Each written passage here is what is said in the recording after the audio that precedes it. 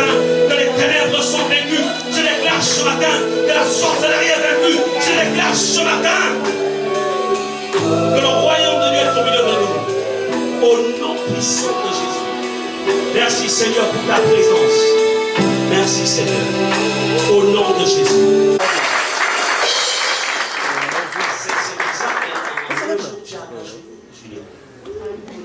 C'est tout. Ça ne demande pas plus. Amen. Wow. Alléluia. On a passé de merveilleux moments. On a vu la gloire de Dieu. Tout à l'heure, on les ovationnera à nouveau. Amen. Que Dieu vous bénisse. Vous pouvez vous asseoir. Bienvenue dans le club des mariés. Alléluia. Dieu est si bon. Il est merveilleux. Nous savions donc, ceux qui nous visitent pour la première fois, vous êtes là ce matin. Est-ce que vous pouvez nous faire un signe de la main? Vous êtes là? Ah, tu es là? Ok. Dieu te bénisse. Amen. Est-ce que tu peux te lever? On peut acclamer le Seigneur pour ça, pour la présence de sa sœur Candice. Voilà, Candice. Amen. Que Dieu te bénisse. Alléluia. Nous sommes heureux de vous avoir parmi nous ce matin. Alléluia. Gloire à Dieu. On bénit aussi la présence d'Enoy et moi au milieu de nous. Hein, l'ancien Arsène, lève-toi. Oh, ça va? Ok. Commence à parler fort. Ah, ok. Voilà. Donc, moi, je parle franc avec ta maman. Hein? On le voit? Ah. Et vous lève.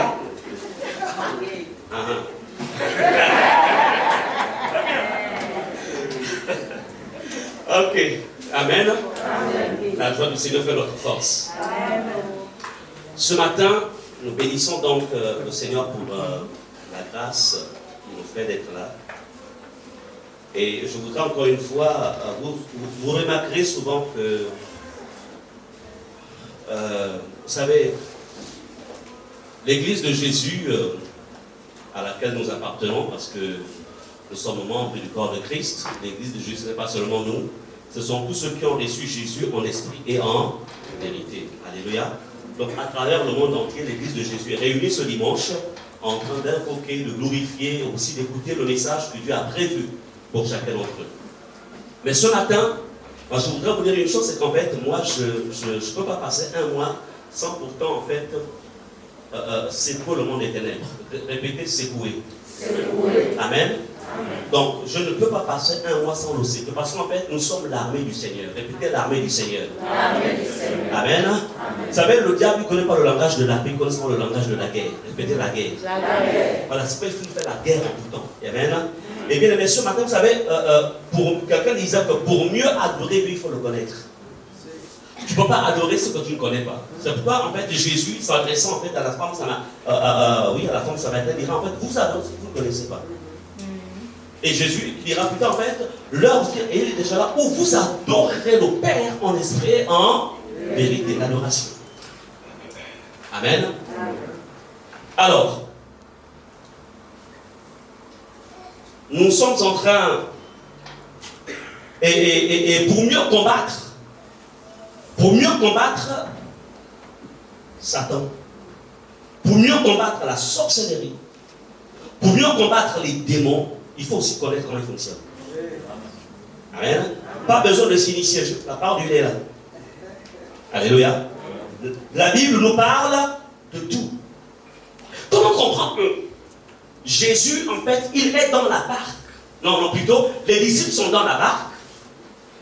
Et que ceux qui sont dehors, la sécurité, donc, après on va faire un peu de gens, vous en pensez à l'intérieur. Amen. Pour ne pas rater aussi votre message. Comment comprendre que Jésus, il fait nuit, il a fait pressionner ses disciples qui traversaient donc, ils étaient donc en pleine traversée de la mer, et c'était dans la nuit. Et Jésus se mit à marcher sur l'eau, à l'envers là-bas. Et ses apôtres ont peur. Ils disent un fantôme. Et Jésus dit non, c'est moi. Amen. Jésus, non, c'est moi. Comment comprendre ça? Jésus ne nie pas la réalité de l'existence de ces êtres maléfiques. Mais il leur dit, non, ce n'est pas un fantôme, c'est moi. Amen. Ok. Ancien. Ok. Can go to your ministry to translate? Ok, c'est fine. Donc la sœur, elle est anglophone, donc elle n'utilise pas encore la langue de Molière. C'est frère l'ancien, voilà, donc Jésus ne nie pas ou n'annule pas les déclarations de ses apôtres. Nous sommes d'accord. Mais il dit, c'est moi. Une autre situation, Jésus vient de ressusciter. Il y a certains apôtres, en fait, certains parmi ces apôtres qui doutent de sa résurrection. Donc Jésus, avec son corps de ressuscité, le gars qui traverse les murs, il n'a plus besoin d'avoir une porte ouverte pour passer. Donc ils sont priés. Alors, quand Jésus, et Jésus dit non, c'est moi votre maître. Touchez mon corps. Un esprit n'a pas des os. Est-ce que nous sommes d'accord? Donc là encore, Jésus ne nie pas l'existence des esprits. Bah, au contraire, il leur dit non, c'est moi votre maître. Alors, où est-ce que je voudrais vous emmener? Pour vivre longtemps dans la foi, pour tenir ferme, pour avoir accès à vos grâces, à vos bénédictions, pour rentrer dans les cieux, il faut savoir, il faut combattre l'ennemi. Est-ce que vous comprenez cela? Si tu n'es pas exercé dans le combat spirituel, tu ne pourras pas résister. Lorsque le diable t'envoie des esprits de luxure, tu agis comment? Lorsqu'il envahit tes pensées avec des pensées impures, et tu peux penser que c'est toi qui es en train de penser, permettez-moi la tautologie, mais je voudrais vous dire ceci: si tu n'as pas la connaissance, tu vas vivre la culpabilité, alors que c'est lui qui t'envoie ces pensées. Mais comme tu as la connaissance, tu diras, au nom de Jésus, esprit impur, retire-toi de mon chemin. Amen.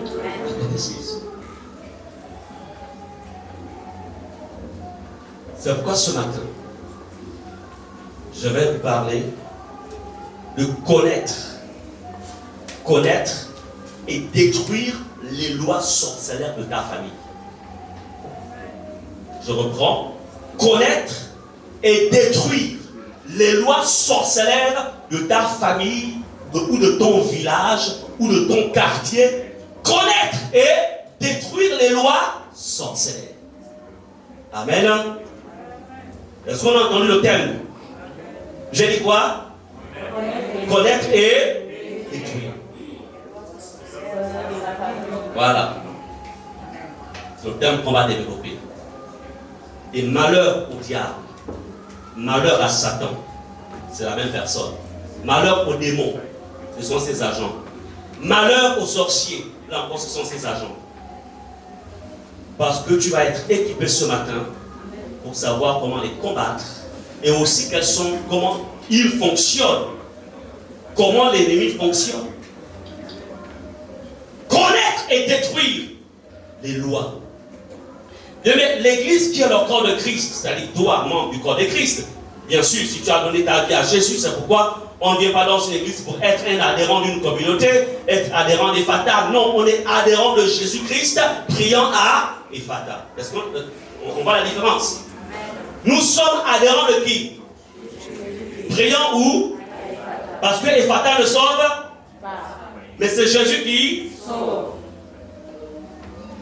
Donc, l'église qui est le corps de Christ et qui est aussi l'armée visible de Dieu sur la terre contre l'organisation satanique se doit d'être bien outillée et équipée spirituellement afin que celle-ci soit à la hauteur. Face aux multiples défis qu'elle doit relever, et parmi ces défis, la destruction des lois sorcellaires. Je voudrais vous dire que l'Église, c'est-à-dire qu'un enfant de Dieu, un chrétien, lorsqu'il donne, quand quelqu'un donne sa vie à Jésus, il devient un soldat. Répétons soldat. Quand vous voyez les militaires des nations là,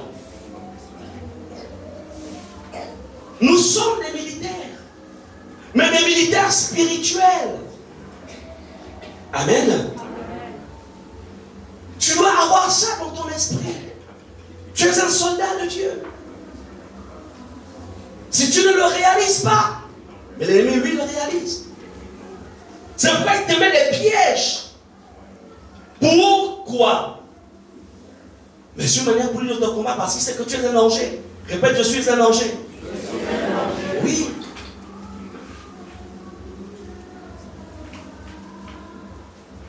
Bien-aimés, nous allons voir dans ce message combien de familles sont sous des lois.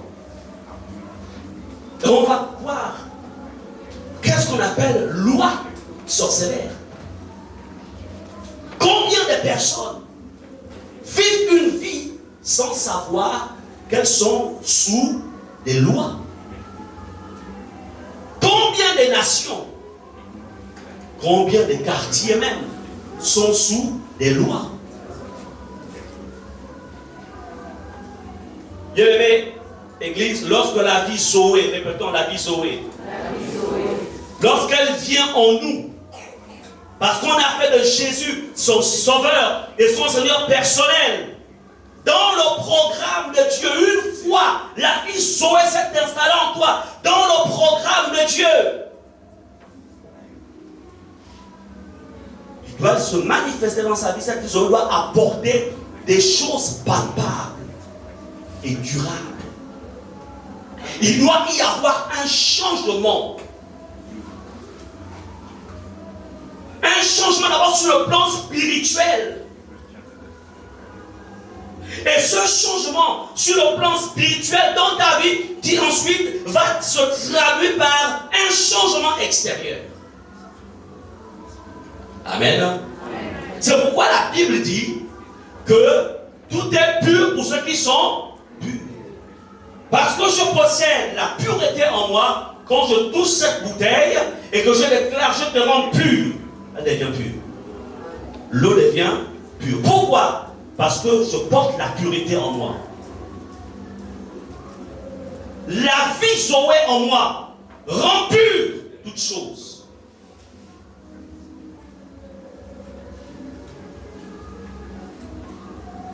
La volonté de Jésus est que nous vivions dans l'abondance, une vie abondante, une vie de joie,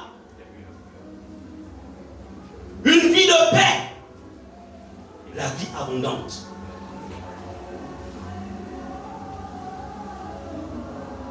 Combien de chrétiens, combien d'enfants de Dieu ne vivent pas cette vie, ne l'expérimentent pas? Vous savez, avant de créer l'homme, Dieu a tout prévu pour lui. Avant de te créer, Dieu avait tout prévu. Il a dit à Jérémie, avant que tu ne fus dans le sein de ta mère, je te connaissais déjà. Comment dire, avant que tu ne sois conçu, en fait, je te connaissais. Tu n'as pas commencé à exister lorsque tu as été injecté dans le sein de ta mère. Non, tu existais déjà bien avant. Amen. Comme pour dire, j'avais déjà programmé que tu viendras sur la terre. Nom de Dieu. Donc Dieu avait favorisé un environnement agréable pour chacun d'entre nous. Dieu nous envoie sur la terre tout en sachant quels sont les... En fait, tout en veillant à ce que nos besoins naturels et spirituels soient pourvus. C'est comme un enfant qui va naître. Que font les parents? Ou que fait cette mère? Elle va commencer à apprêter son trousseau. Amen. Ce n'est pas l'enfant dans le sein maternel qui va commencer à se dire: ah, je dois bientôt sortir.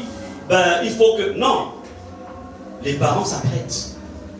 Dieu n'envoie jamais un homme, il n'envoie jamais quelqu'un sur la terre sans pourtant qu'il n'ait pris des dispositions pour que ta vie sur la terre soit des plus agréables.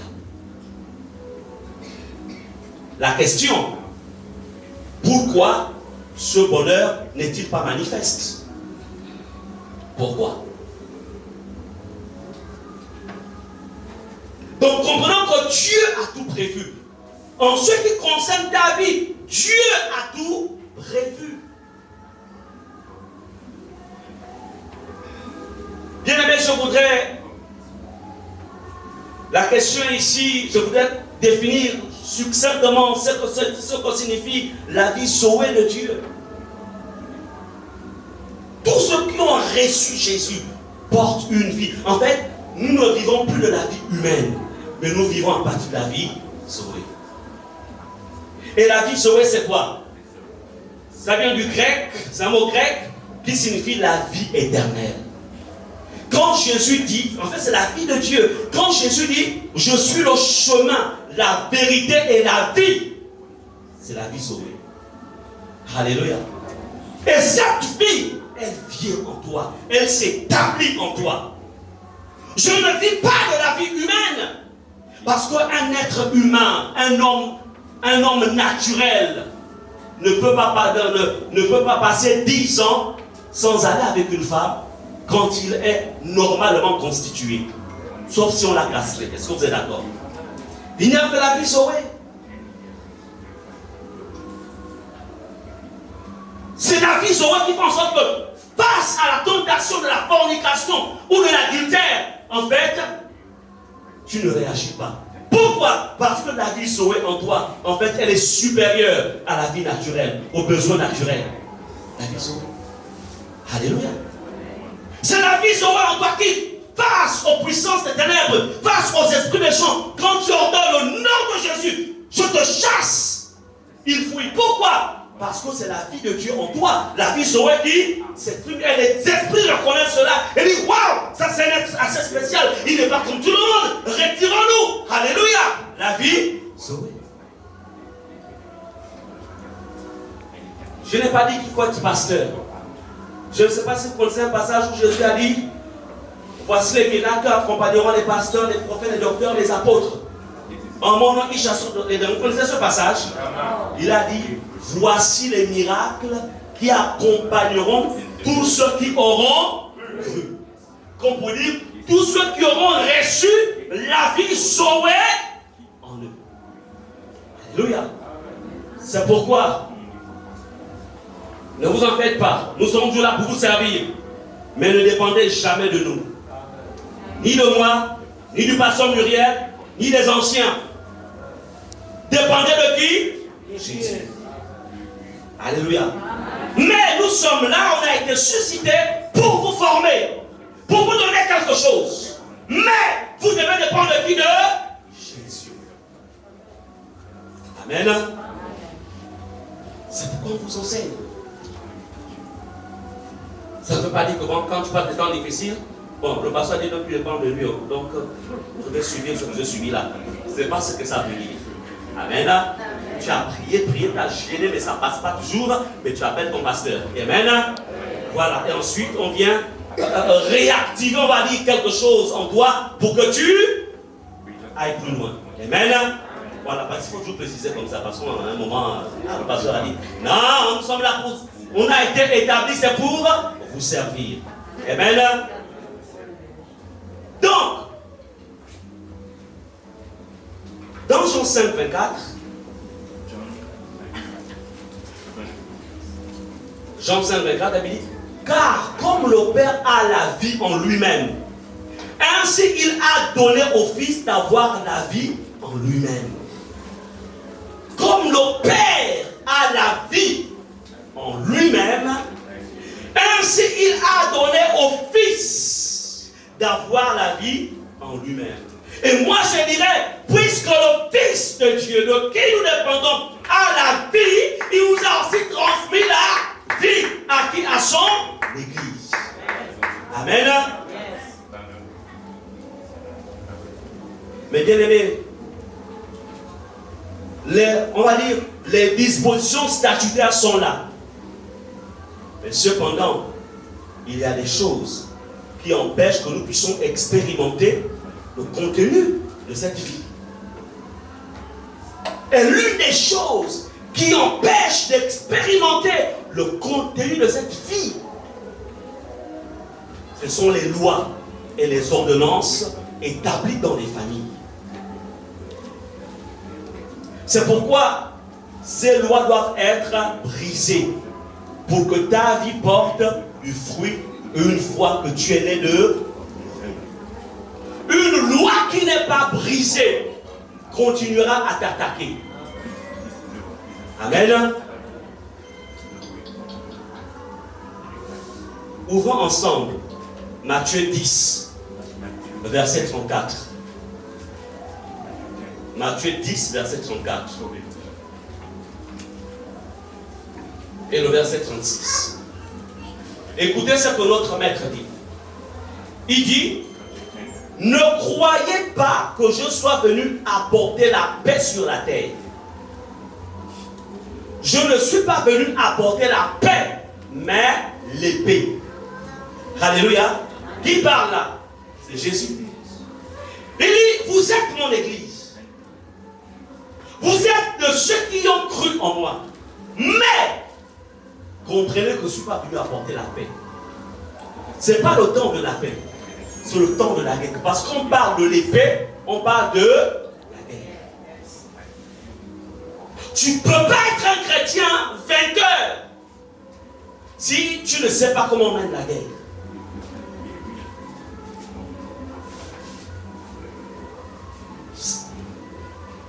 L'esprit pacifique, ça n'existe pas. C'est pas je suis, il est dit dans la parole, le royaume de Dieu est forcé. C'est même je dis, ce sont les violents qui s'en emparent. Amen. Ne croyez pas. Tu dois utiliser l'épée contre les lois qui régissent ta famille, qui régissent ton village, qui régissent ton quartier, qui régissent la vie dans laquelle tu vis. Et regardez ce qui est écrit au verset 36. Et l'homme aura pour ennemi les gens de sa maison. C'est pas ce qui est écrit. Quels sont les gens de nos maisons? Et à qui? Hein? Ensuite? Non mais pardon, on est dans la Bible, non? Quels sont les gens dans nos maisons?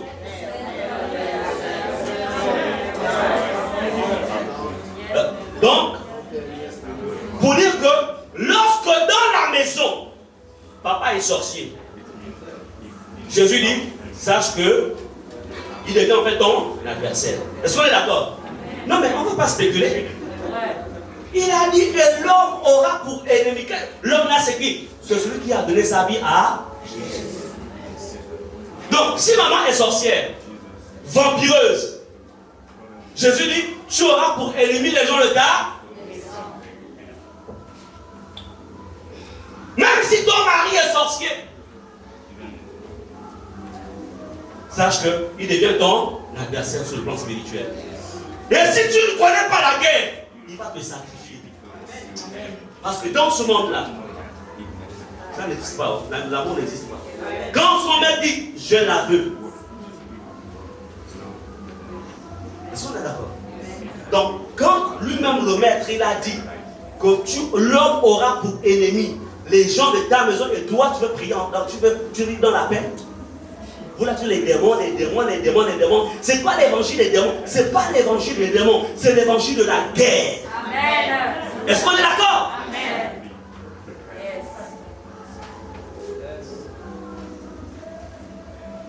Colossiens chapitre 2, verset 14. Colossiens 2, verset 14. Il a dit, il a effacé l'acte dont les ordonnances nous condamnaient et qui subsistait contre nous. Et il l'a détruit en le clouant à la croix. Qui parle ici? L'apôtre Paul qui reçoit la révélation. Il dit, Jésus a effacé l'acte dont les ordonnances. C'est pas une ordonnance. Yakoussou. C'est quoi une ordonnance? Quand le gouvernement se rassemble, ou bien au niveau de la... on appelle ça comment? Les députés, tout ça, le Sénat. Les ordonnances, c'est pas les ordonnances. Une ordonnance, c'est quoi? Un acte? Un ordre, Mais, et il y a plusieurs messieurs Kosovo ici. On dit, peut-être si elle est coincée, quelqu'un lui dit en aide. Oui, vas-y. C'est un ordre en un mot. Un ordre en un mot. Donc, qui est bel et bien écrit et signé par une autorité. Est-ce que nous sommes d'accord? Et la Bible nous dit que Jésus a effacé l'acte dont les ordonnances nous condamnaient. La question, qui avait écrit ces ordonnances? Donc, ce qui veut dire, écoutez, ici c'est une prédisposition. Vous dites, Jésus a effacé. Maintenant, toi, tu dois rendre cette ordonnance active. Active plutôt. Est-ce que nous sommes d'accord? Il a effacé l'acte.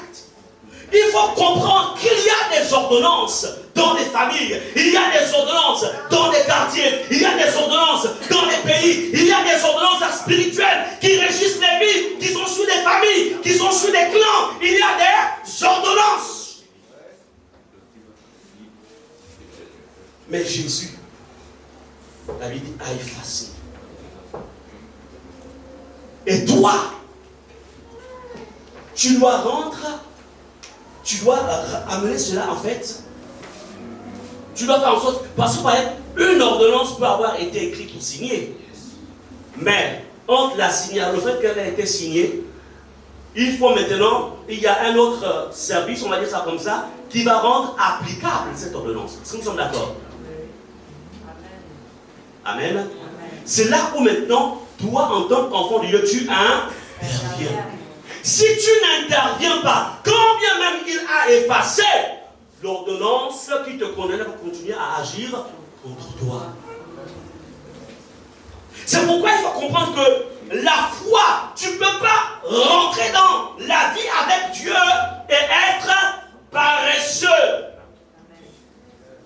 La paresse, ça n'existe pas. Tu ne peux pas être un chrétien paresseux et être victorieux. Dis toujours, bon, personne ne vient. Bon, il faut prier pour moi, il faut prier. Non!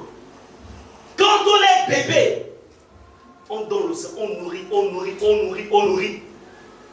Et pendant qu'on nourrit, qu'est-ce qui se passe? L'enfant se développe. Et il change de stade. Bébé, enfant, adolescent, adulte, majeur, etc. Ils sont d'accord. Bien-aimés, je veux vous interpeller sur une réalité. Que tu le veuilles ou non, ce sont des réalités.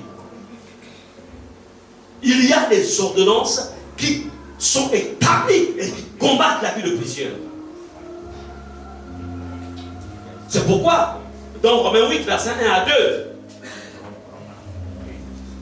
il est écrit qu'il n'y a donc maintenant aucune condamnation pour ceux qui sont en Jésus-Christ. Verset 2, ce qui m'intéresse.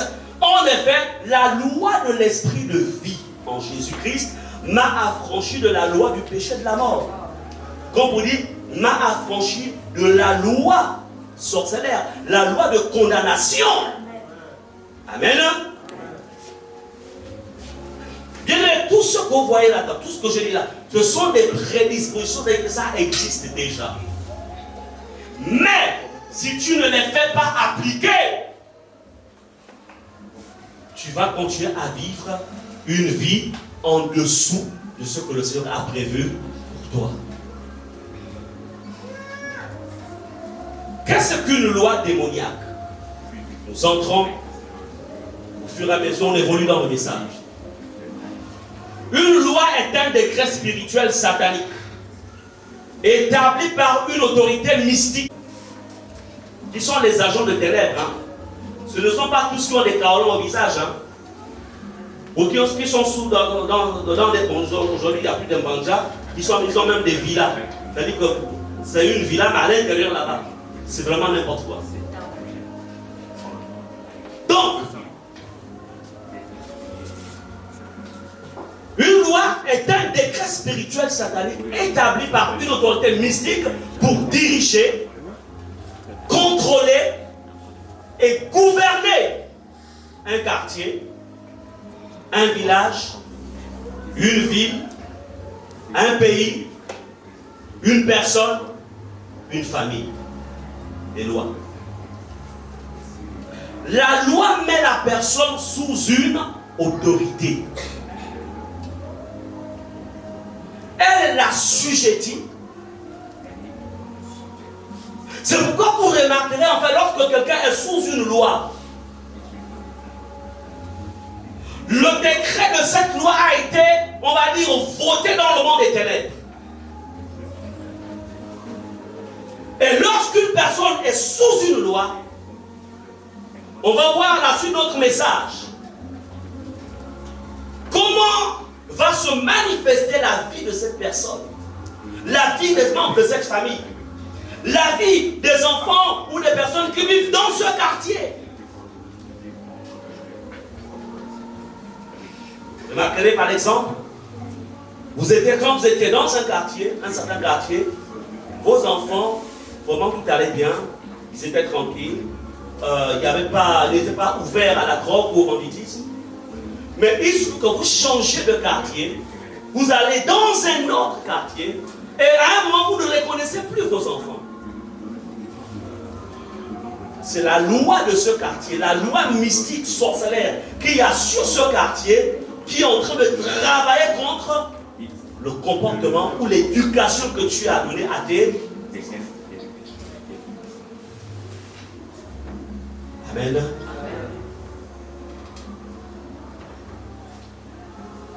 Bien-aimé, la loi met la personne sous une autorité. Si tu ne combats pas cette loi, tu seras toujours sous cette autorité. Si tu ne combats pas. Si tu ne la détruis pas.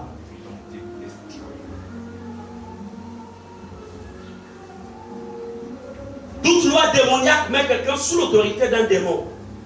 Par contre, toute loi divine te met sous l'autorité du Saint-Esprit. Alléluia.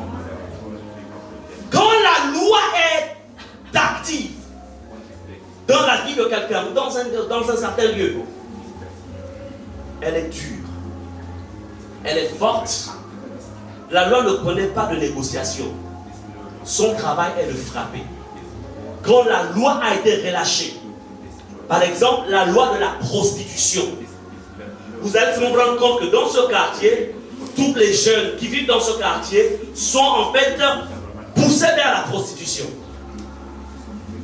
Quand une loi agit sur un quartier, vous remarquerez par exemple que tous les jeunes de ce quartier sont poussés vers la drogue, vers la violence, vers le braquage. Ce sont des lois. Amen. C'est pourquoi en tant qu'enfant de Dieu, tu es en Jésus-Christ. Quelles sont les lois qui agissent dans ta famille? Quelles sont les lois mystiques? Écoutez, les lois sont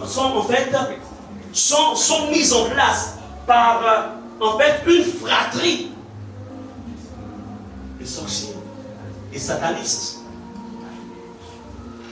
constitués de différentes familles se réunissent et ensuite décident. Et une fois la loi est laissée, par exemple, la loi, disons par exemple de l'échec. Une fois cela a été arrêté dans leur monde, il vient dans le plan naturel, ensuite il relâche cela. Et dans la vie physique, il y a des conséquences. Tant que tu n'as pas brisé cette loi, tu peux être un enfant de Dieu. Tant que tu ne l'as pas brisée, elle va te combattre. C'est pourquoi tu dois utiliser la loi de l'esprit de vie. Mais tant que tu ne l'as pas utilisée, tu diras, mais qu'est-ce qui se passe dans ma vie? Amen. La destruction des lois sataniques. Bien, on va se rendre un peu dans... On va voir le cas de Joseph, fils de Jacob, dans Genèse 37, verset 18. Genèse 37, verset 18. Bien, Joseph était le 11e fils de Jacob. Il était très aimé et estimé de son père. Mais c'était aussi un fils sur lequel Dieu avait déposé une destinée spéciale. Une destinée royale, on va dire ça comme ça. Alléluia. Il fut premier ministre en Égypte. Alors, ses frères, jaloux de lui, parce qu'ils voyaient en lui une étoile. Dieu lui donnait souvent des révélations sur son avenir. Et lui, on va dire, l'amour fraternel qu'il manifestait vis-à-vis de ses frères, en fait, il ira souvent leur raconter ce qu'il voyait. Il allait même vers son père et ouvrait son cœur à son père en disant, voici, en fait, ce que je vois. Et ses frères vont décider de le tuer. Ils vont s'organiser et vont en fait voter une loi. Amen. Il fallait le stopper. Il fallait l'arrêter. Je voudrais te dire une chose. Il n'y a rien de nouveau sous le soleil. Il y a des choses qui vous arrivent, mais qui sont le produit des personnes qui vous sont proches. Joseph mangeait avec ses frères. Joseph avait un amour pour ses frères. Mais ce sont eux qui vont en fait s'organiser pour le tuer. Ils vont activer une loi. C'est pourquoi dans Genèse 37, verset 18, il dit, ils le virent de loin. Ils avaient déjà établi la loi. Elle avait déjà été votée. Il doit mourir. Ils le virent de loin. Et avant qu'ils se soient approchés d'eux, ils complotèrent de le faire mourir. Bien-aimés, je voudrais vous dire une chose. Les lois agissent toujours.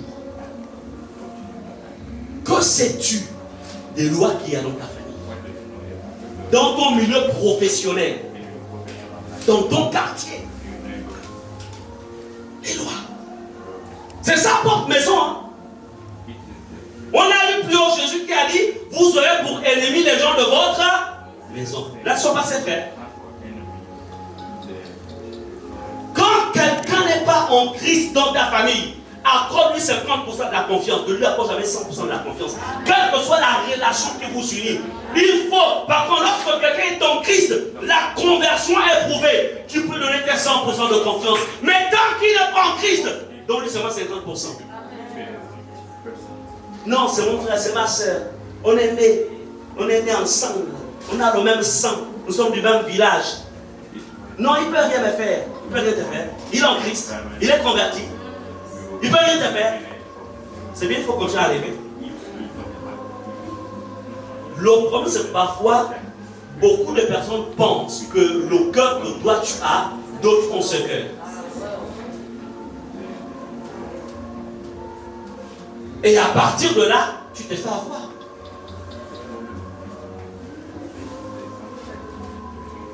Amen.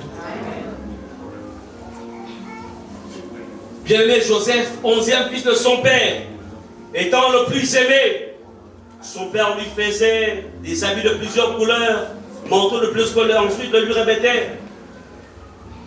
Joseph avait une destinée sur lui. Il y avait une étoile, comme sur chacune de vos vies. Dieu a prévu une destinée. Il a déposé, il vous a donné des étoiles pour briller dans ce monde, pour réussir dans ce monde, pour ne pas être dépendant. Il y avait une étoile de domination, de règne, quand on dit dominer ici, c'est-à-dire une étoile, pas dominer dans le sens du mal, mais dans le sens en fait d'avoir une position d'autorité.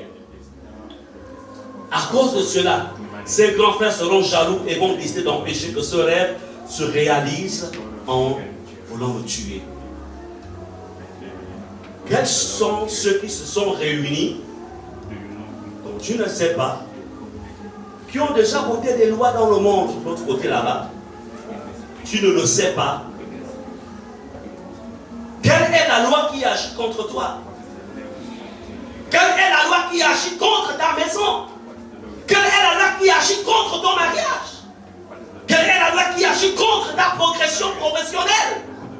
Quelle est la loi qui agit contre ta vie spirituelle?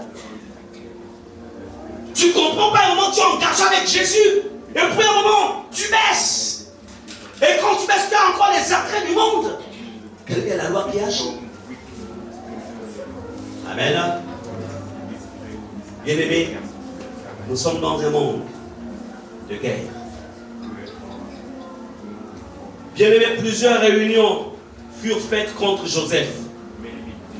Ne rêve pas, plusieurs personnes se réunissent parfois contre toi, sans que tu ne le saches. Plusieurs personnes. Bien-aimés, aujourd'hui, ce qui est arrivé à Joseph peut aussi t'arriver. Parce que Jésus-Christ, car en Jésus-Christ, sache que tu es une étoile. Et Satan est contre toi.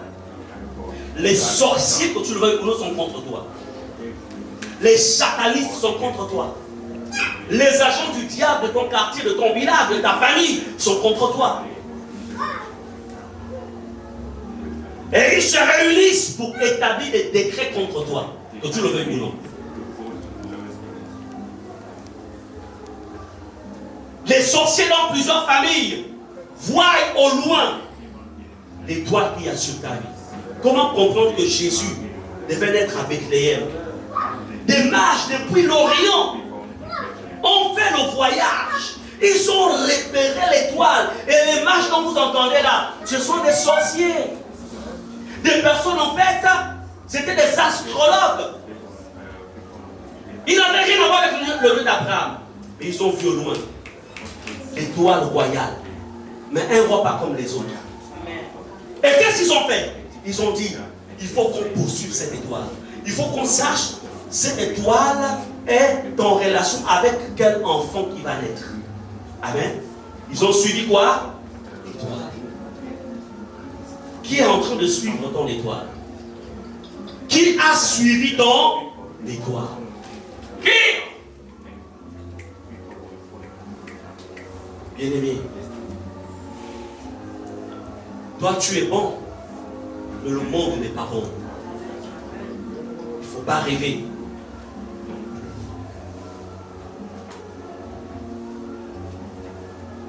Bien-aimé, l'histoire de Joseph nous apprend que la famille, ses propres frères, c'est l'image en fait des rassemblements sorcellaires dans les familles, dans les milieux, se réunissent et décrètent une loi que tel ne doit pas avancer. Joseph est venu nous raconter ses rêves, ses visions, mais ça ne s'accomplira pas. Mais laissez-moi vous dire que parfois certains parmi devant lui disent, ah mais c'est bien.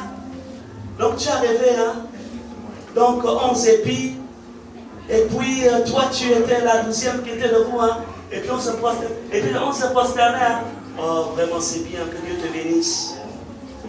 C'est-à-dire qu'en pleine journée, on dit que Dieu te bénisse. Mais la on va voir. On verra comment ça va s'appliquer. Toi là, qui est le dernier là de la famille, tu vas venir nous gouverner. On va voir. Ça va pas là-dedans. Et comme les 11 étaient des sorciers, les 10 autres étaient des sorciers, Ils ont fait un plan. Vous comprenez cela? Oui. Ne révélez jamais vos rêves, vos visions, les choses que vous projetez à quelqu'un dont vous n'avez pas l'assurance de sa conversion en Christ et son amour pour Dieu et pour toi. Jamais. C'est pourquoi on ne va jamais demander conseil à n'importe qui. Même dans ta propre maison, il faut être sûr que la personne vers qui tu vas est une personne en fait qui t'aidera à monter. Et donc quelqu'un qui va t'aider en fait à descendre. Jamais. Le cœur est caché. Mais seul Dieu qui révèle les sentiments des cœurs. Joseph avait un cœur familial. Mais les autres n'avaient pas l'esprit de famille. C'était des jaloux. Mais comme la main de Dieu était sur Joseph, quand vous lirez la suite, tous les complots qui vont entreprendre ne vont pas fonctionner. Mais il n'en demeure pas moins que Joseph s'est retrouvé en Égypte, fondu par ses frères. Donc si la main de Dieu n'aurait pas été sur Joseph, aujourd'hui, Joseph aurait été comme Abel, tué par son propre frère Caïn. Vous comprenez cela? Les lois sorcellent dans les familles. Qu'est-ce qui a été tué dans ta vie? Qu'est-ce qui a été tué? Lorsque tu vois ta jeunesse, comment tu brillais? J'ai lu un témoignage dans lequel une jeune dame, alors qu'elle était adolescente, il y avait un homme riche qui était prêt à l'épouser. Ses sœurs, jalouses d'elle, l'ont envoyé un esprit d'aveuglement. Ça l'a rendu aveugle. Jalousie. Jusqu'au jour jusqu'aujourd'hui.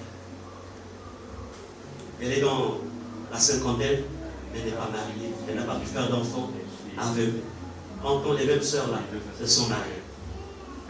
Elle est dans l'espace. La sorcellerie. Le continent noir est dominé par la sorcellerie. Et je voudrais vous dire une chose. Dans chaque famille au Gabon, on trouve au moins un sorcier. Donc on ne te dit pas qu'il n'y a pas de sorcier chez moi. Je suis désolé. Si tu penses ainsi, tu te trompes. La sorcellerie.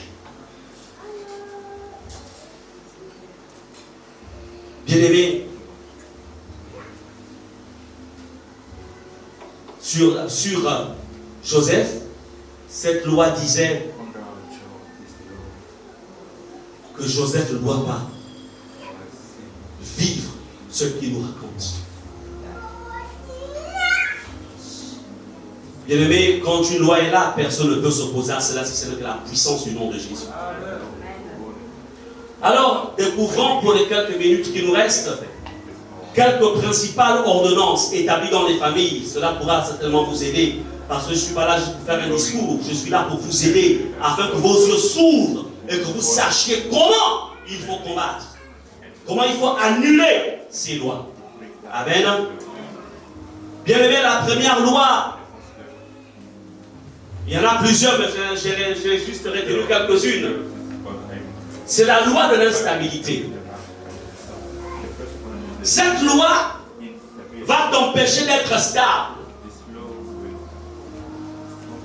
Cette loi se manifeste par l'incapacité à quitter la maison familiale.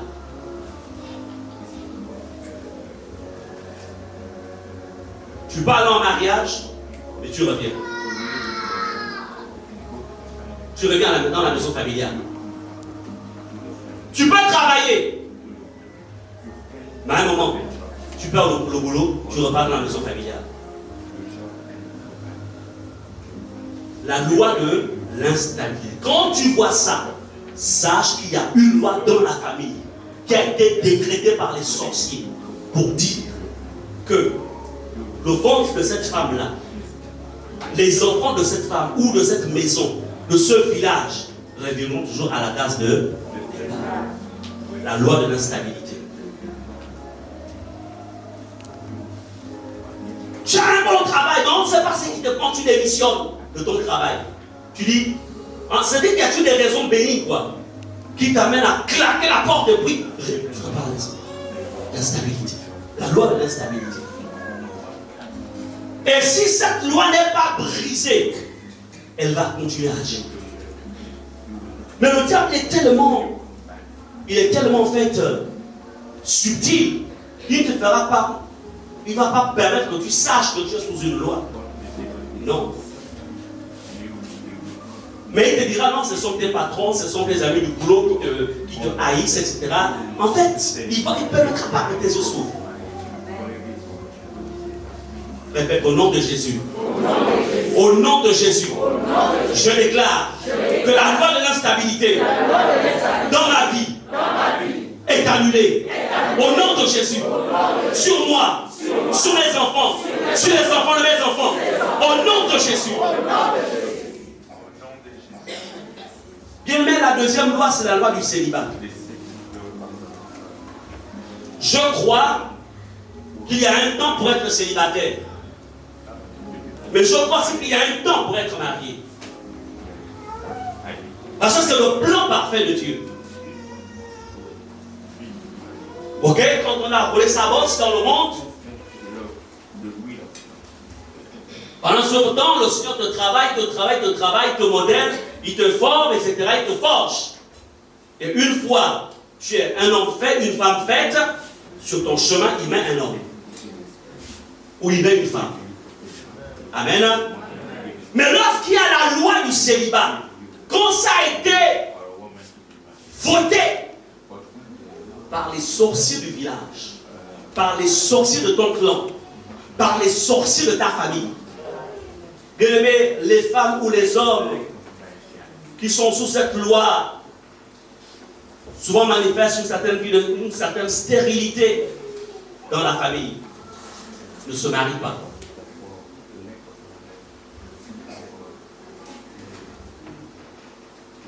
La personne peut être mariée, mais il va y avoir divorce. Quand il y a la loi du célibat, on est très perfectionniste. Vous savez le perfectionnisme? C'est-à-dire que Dieu te présente ta soeur. En fait, je trouve que le son est un peu long. Parce que quand on est court là, c'est pas trop intéressant. Mais Dieu a dit, Dieu a trouvé que c'est ce qui est bon pour toi. Maintenant, tu vas parcourir pour trouver des femmes qui ont des nez longs. En temps, c'est la loi du célibat qui est en train d'agir. Et là, je ne fais que monter. Là, je ne fais que... Au moment où tu te réveilles, 45 ans.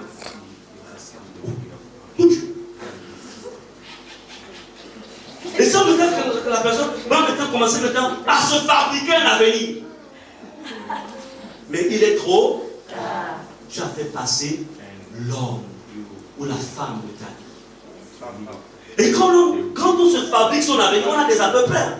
Est-ce que l'original est passé? Est-ce que vous comprenez cela? L'original est...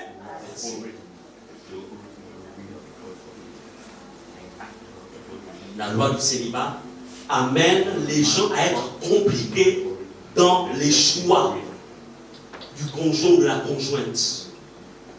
Compliqué. Ah non, ça c'est pas mon genre. Pas mon genre.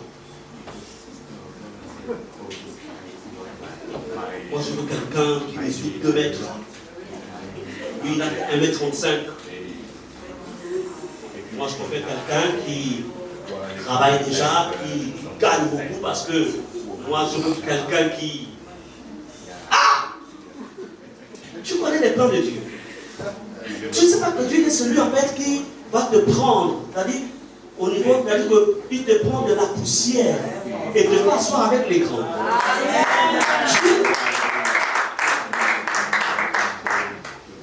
Amen. tout ça que ma femme a été sensible. Si mon rêve je n'aurais jamais été heureuse. Mais tu as la grâce quand même.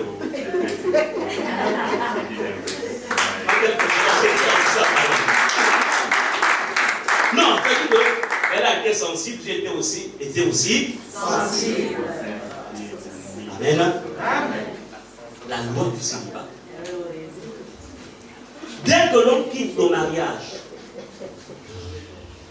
quand il y a la loi du célibat, par exemple, qu'est-ce que ça fait?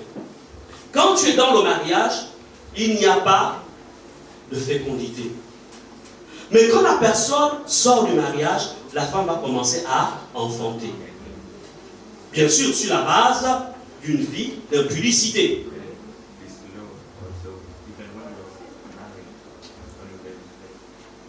Dans le mariage, la personne n'arrive pas à concevoir. Mais il n'y a que des fausses couches. Et si cet homme-là n'est pas sensible, si le mari, cet homme-là n'est pas sensible, que va-t-il se passer? Au lieu de briser la loi, il va dire cette femme-là ne me fait pas des enfants. C'est pas que la femme ne fait pas des enfants. Il y a une loi de célibat qui veut que vous repartiez, que chacun reparte au commencement. Certains qui sont dans la loi, qui sont en fait sous la loi, la loi du célibat, le désir de se marier est même ôté dans les cœurs de certaines personnes.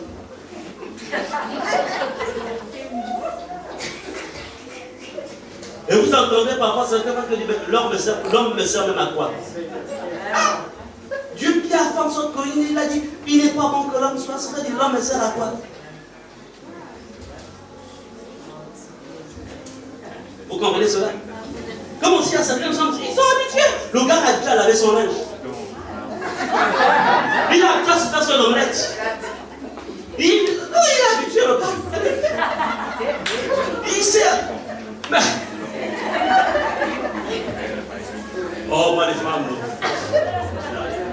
Avant. Tu es sous la loi du célibat. On ne s'habitue pas.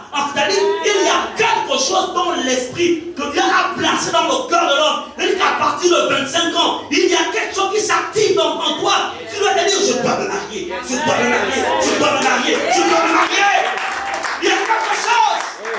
Et si ce n'est pas activé, tu es sous la loi du célibat. Et il faut briser ça. Tu ne vas pas d'aller chercher une concubine, non, mariage. Tu viens, on te bénit, comme le couple là est là. On vous bénit au nom de Jésus. Amen. Oh, 40 ans tu es là, tu es allé dans le cinéma. 40 ans, 45 ans. My God. Hey! Rémo Chakaya. Pialam! Rémo Chakaya. Ça va changer. Amen. Amen.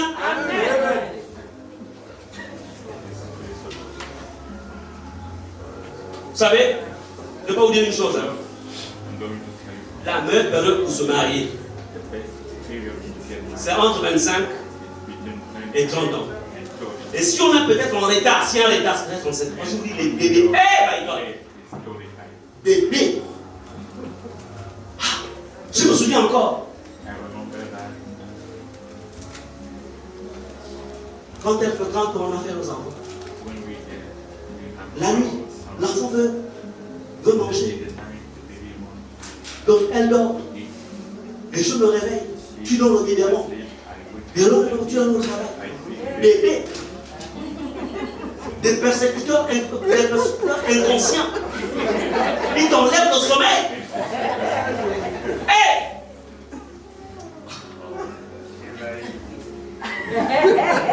Alors je m'étais dit, nada. Je ne ferai pas les 12 tribus d'Israël. Maintenant, imagine que tu as 45, 50 ans. C'est là que le premier bébé arrive. Mais tu vas avoir la tension. Non, vous blaguez avec les petits êtres là. Quand le gars a décidé de pleurer toute la nuit, mais tu es foutu.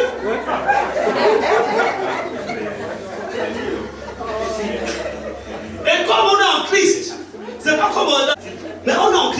tu en glisses là, tu es de madame, non? Elle est dans le lait naturel. Toi, c'est dans le minéraux. Au moins qu'elle dort. Vous comprenez? Donc, il y a les soleils qui sont là ici. Quand tu es en train de nourrir, tu dors. Tu dors. Maintenant, quand le vieux bébé va venir, continue à attendre. Continue à attendre.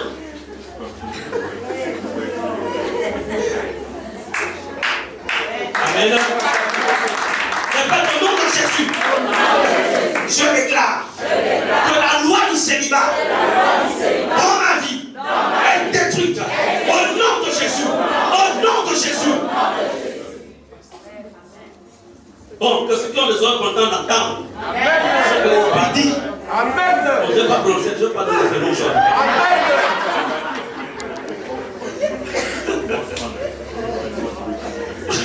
Alléluia. Mais suivez mon regard.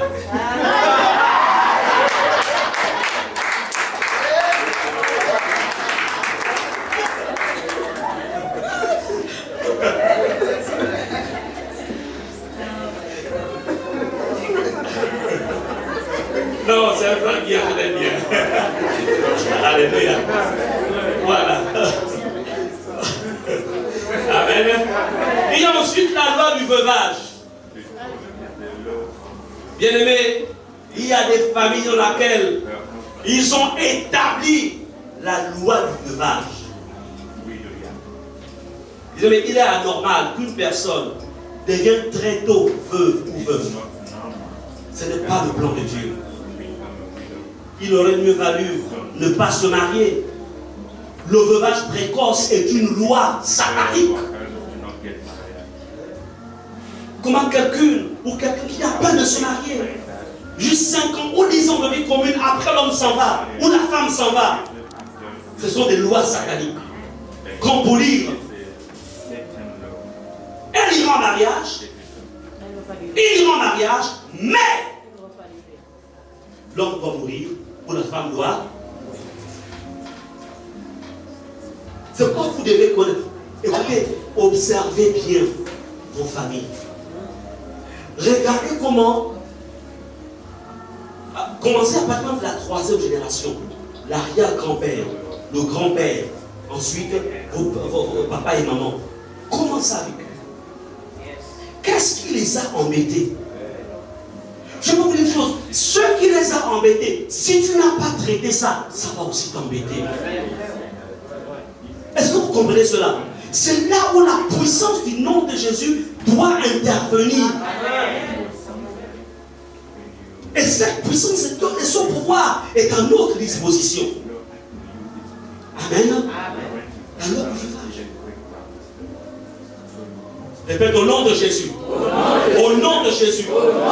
Je sors de la loi du veuvage. Je déclare que je vivrai longtemps avec ma femme, avec mon époux, au nom de Jésus. Et ensuite, la loi de la stérilité. Ce sont aussi des lois qui proviennent du monde des ténèbres. La loi de la stérilité. Tu es marié, mais tu n'arrives pas à accoucher. Parce qu'on a décidé ainsi. Décidé ainsi. Dans le monde des ténèbres. Les sorciers de la famille. Ou du village. Tu vas te retrouver avec des maladies comme telles que les myomes, les fibromes, les kystes ovariens. C'est-à-dire que toutes sortes d'entraves dans le canot de l'enfantement. Et comme c'est le diable qui est derrière, ils vont te dire, bon, le médecin aussi, ou le gynécologue, inspiré par on ne sait pas quel esprit, dira, attends, tu as un copain? Non, moi je suis en Christ, je veux une femme comme toi. Mais il faut que tu fasses le bébé pour écraser ce Christ. Voilà pourquoi on dit à travail. Et puis si tu n'es pas, en fait, fondé dans la parole de Dieu, tu n'as pas. Tu peux commencer à un bébé dehors. De toute façon, Dieu pardonne tout, il entend tout pardonne, pas me pardonner. C'est le bon du diable. C'est la loi de la stérilité. Ce n'est pas en allant commettre la fornication que cette loi va être réglée. Non. Et aujourd'hui, le papa des jeunes filles, 17 ans, 17 ans avec des fibromes, avec des biomes. Mais c'est le diable. C'est la loi de la stérilité. Mais qui prend une forme scientifique. Répète au nom de Jésus. Au nom de Jésus. Je déclare que je sors. Mes enfants sortent de la loi de la stérilité. Au nom de Jésus. Au nom de Jésus. Bien-aimés, je vais encore conclure avec quelques lois. Il y a la loi de la pauvreté. Il y a des familles où la sorcellerie familiale ou la sorcellerie du village a décidé que les jeunes filles ou les jeunes hommes de ces milieux soient pauvres. Et dans certaines familles,